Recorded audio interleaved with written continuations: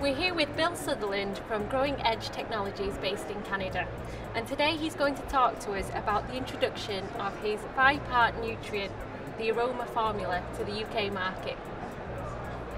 Hi there. What we've gone and done is we separate the mineral elements a little bit more than what most companies go and do.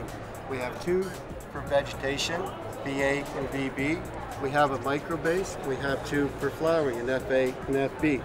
The microbase is used through all stages of growth from beginning to the end at the same strengths. So what we've done is we separate our mineral elements into individual bottles. This allows us to grow a little differently. What we're trying to do here is give you 2 bottles for vegetation, 2 bottles for flowering, with a microbase in between.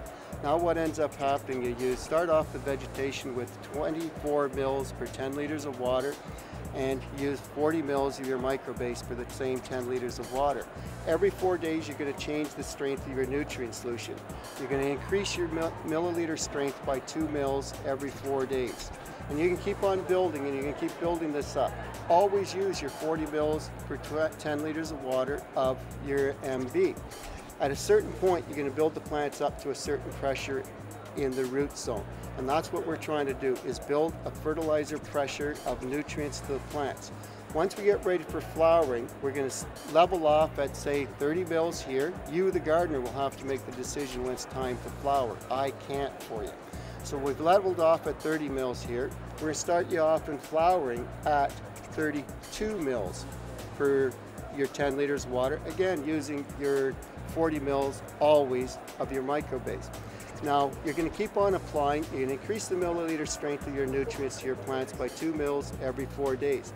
But if you see your plants being a light green, what we want you to do is jump. You're going to increase your milliliters by more than the 2 mils. You may increase them by 4. You may be able to increase them by 6 mil.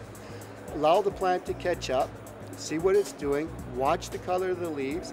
Light yellow, you want to increase the food. A dark green, you want to back off on the food because the plant can't handle the pressure that we deliver to the root system. By increasing the milliliters slowly but surely, what we end up going and doing is increasing that pressure. And the pressure allows the plant to be able to absorb the food that we're giving the plants. At a certain point, you're going to want to back off altogether when you're ready for harvest, and you want to go and give the plants plain water or a product that we call the rinse solution to wash the mineral elements out of the plants. It's that simple. Just follow the guidelines, watch the colors, and you'll do very well with the formula. Okay, so you're not going to tell us something about how the food is better, or what the ingredients that you're using in your bottles are better, or anything like that? No, because I think we all use the same mineral salts. We do have different manufacturers that we can go and buy them from, and by going into different manufacturers and trying them, some are a little better than others, some are going to be a little purer than others. But where the real situation comes in is in the root zone and the lighting that is delivered to the plants. We want to get that strong formulation into the plants, but if we create a salty content in the water, the plants can't absorb that. So we have to do it slowly. We got to build up the strength of the plant so that we can get the plant to go and absorb these mineral elements. When they're in the plant, the light and the energy that the plant has is going to cause it to grow bigger and faster and give you a heavier yield.